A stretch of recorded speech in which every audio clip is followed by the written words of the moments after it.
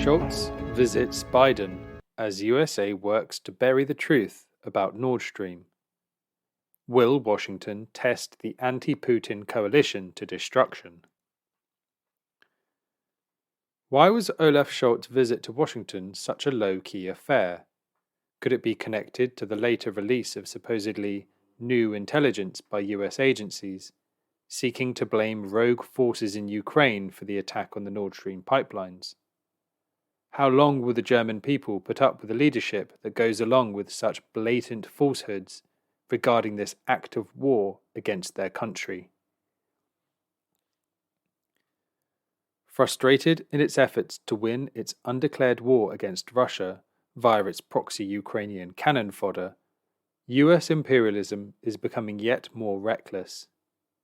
Failing to land the decisive blow against Russia for which they had prayed, the aggressors are raising the stakes by deploying ever more high-tech weapons systems, threatening to draw Russia's neighbours into a widening war, and using a mix of bribery and coercion to keep their allies, tools, on side. The governments of Western Europe, primarily Germany and France, are caught between a rock and a hard place, trapped on one side by angry home populations, living through the direct consequences of their leaders subscribing to a sanctions war, and on the other side by a US godfather who will stop at nothing to achieve European unity against Russia, that is, unity on America's own economy-wrecking terms, an offer which the Allies cannot without peril refuse. Scholz goes to Washington. It was against this backdrop that Germany's Chancellor Olaf Scholz recently paid his odd visit to the US President in the White House. Scholz arrived without any of the fanfare that normally attends one head of state popping across the planet to visit his counterpart. There were no press conference, no joint statement, no media circus.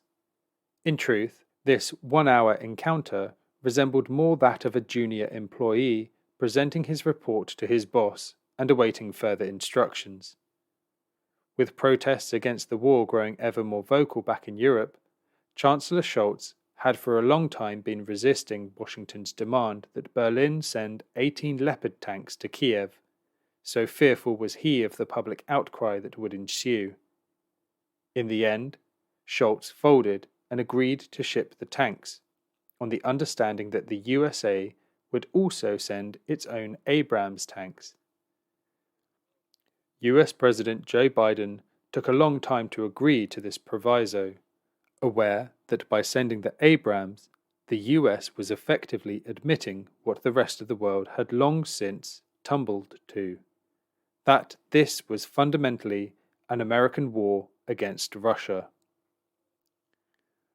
Washington may congratulate Berlin for having allegedly made some progress on weaning German industry off Russian gas, but it is clear that any move in that direction simply dissolves a commercially successful partnership, replacing it with an industry shackled to a dependence on overpriced US liquid natural gas.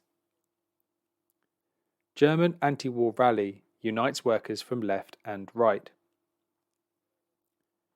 Getting a pat on the head from President Biden will not compensate workers facing unpayable fuel bills and factory layoffs, let alone the prospect of being dragged ever deeper into war.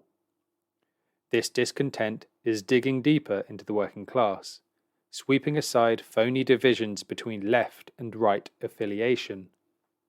Quote, police estimated there were 13,000 people at the Uprising for Peace at the Brandenburg Gate, organized by Sarah Wagenknecht, a renegade member of the Left Party and veteran feminist campaigner Alice Schwarzer.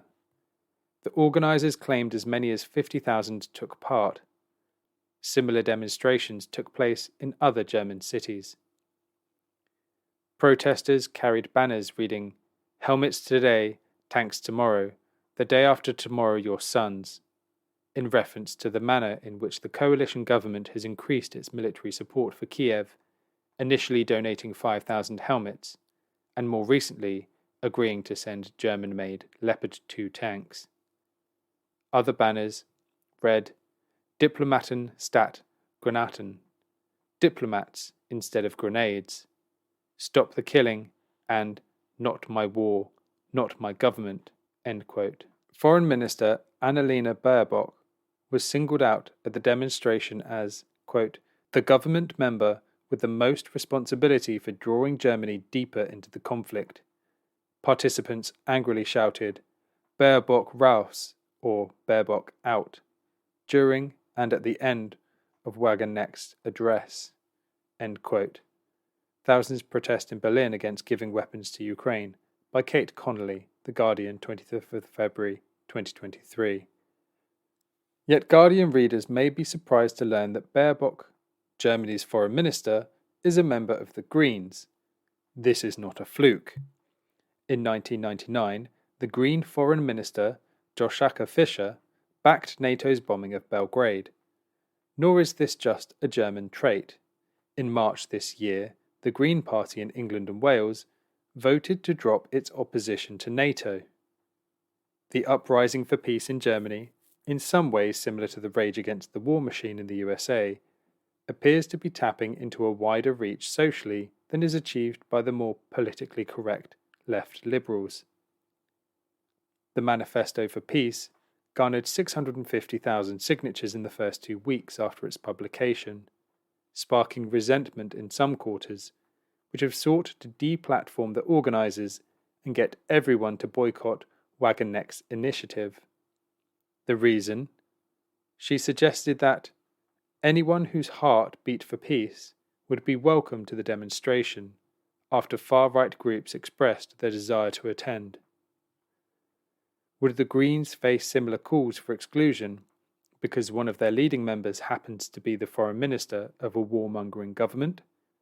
And would the right-on thought police show the same enthusiasm for detecting and excluding fascists when it comes to the shower who have ruled Ukraine since the imperialist-backed coup in 2014? No, they turn a blind eye to the torchlit parades, anti-Semitism and swastikas of the Bandera worshippers, then suddenly develop X-ray vision when it's a case of some muddleheads in Germany whose incoherent rage against poverty and war in the absence of communist leadership makes them a prey to demagogy. The only solution to this problem is to be found in the building of a communist party that can lead workers out of the morass of both social democracy and its fascist twin. The anti-war movement, like the revolution itself, will be made by the working class we have now, not by some fantasy proletariat shaped by the prolonged exposure to the combined wisdom of the massed ranks of the liberal, petty bourgeoisie, Greens and all. Christian Lindner, the German finance minister, says that, quote, "those who don't stand at Ukraine's side are standing on the false side of history." End quote. He has this upside down. Those who don't stand on the side of Russia's war of defense against NATO aggression, instead of prettifying America's proxy war as a struggle for Ukraine's independence, will go down in history as tools of imperialism. No passaran. Nord Stream disinformation. Meanwhile, the revelations about who really bombed the Nord Stream gas pipeline from Russia to Germany are guaranteed to put a figurative bomb under Biden's efforts to whip Europe into shape. Speculation about who really blew up the pipeline last September is a story which cannot stay buried, and the Biden regime's attempts to bury the facts in a mountain of obfuscation, and German anger with it, may account for the low-key nature of Scholz's visit to the USA. Back when the attack took place, there had been some ludicrous and rather half-hearted stabs at pinning the blame on Russia itself. But mostly, the approach was to let Sweden and Denmark carry out their own investigations, excluding Russia from the process, and then rely on the goldfish memory of the news cycle to quietly bury the questions. But when veteran investigative journalist Seymour Hersh dropped his bombshell with his exposure that it was US imperialism itself that sabotaged the pipeline, on the explicit direction of Biden himself, the cat was well and truly set among the pigeons.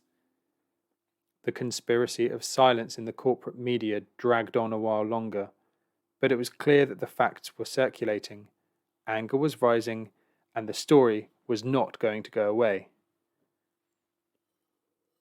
With the presidency itself now in the dock, it was time for the propaganda line to take a radical swerve. The previously taciturn intelligence suddenly grew voluble, offering a variety of explanations. It wasn't Biden that did it. It was Ukrainian President Volodymyr Zelensky. Or if not Zelensky, then some rogue Ukro-Nazi outfit on a freelance adventure, or anybody else except Biden.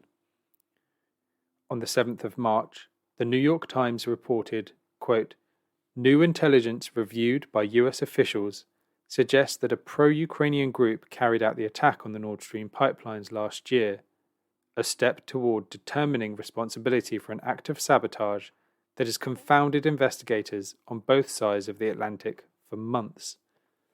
Quote, US officials said that they had no evidence President Volodymyr Zelensky of Ukraine or his top lieutenants were involved in the operation, or that the perpetrators were acting at the direction of any Ukrainian government officials. End quote. Intelligence suggests pro-Ukrainian group sabotage pipelines, US officials say, by Adam Entus, Julian E. Barnes, and Adam Goldman, New York Times, 7th of March 2023.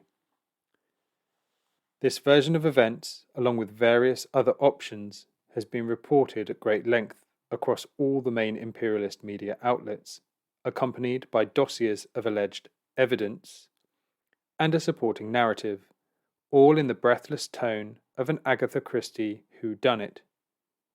Hersh's version, when included, is presented as the least likely option on a long list of possibilities, and readers are invited to believe this is the greatest mystery of the 21st century, on which the best brains in the West are conscientiously beavering away. Thank goodness for the forces of law and order. Move along, nothing to see here.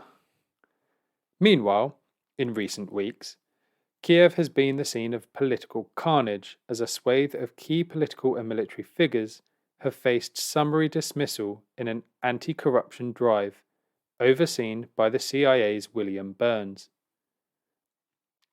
Whilst this has been dressed up as a run-of-the-mill clean-up of corrupt officials, what it really amounts to is a purge conducted all the way to the top of the power structure.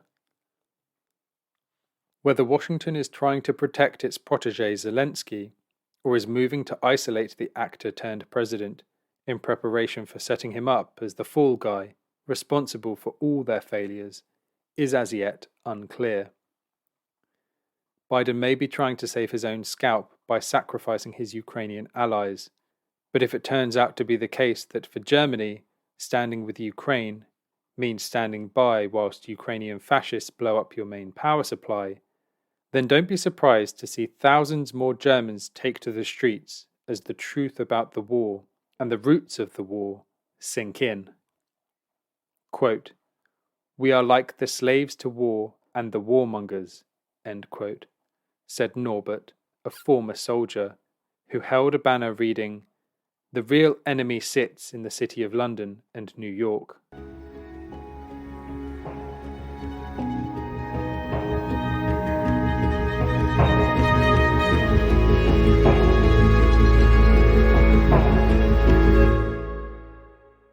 Thanks for listening to Proletarian Radio. We aim to bring you the best Marxist analysis on current affairs, revolutionary history, and theory. Do like, comment, subscribe, and share our content to help us reach the widest possible audience. We are a small organization with limited resources, and we need workers' support if we are to grow and fulfill our mission. If you are able to make a one-off or regular donation, no matter how small, please visit our website at thecommunists.org and register as a supporter.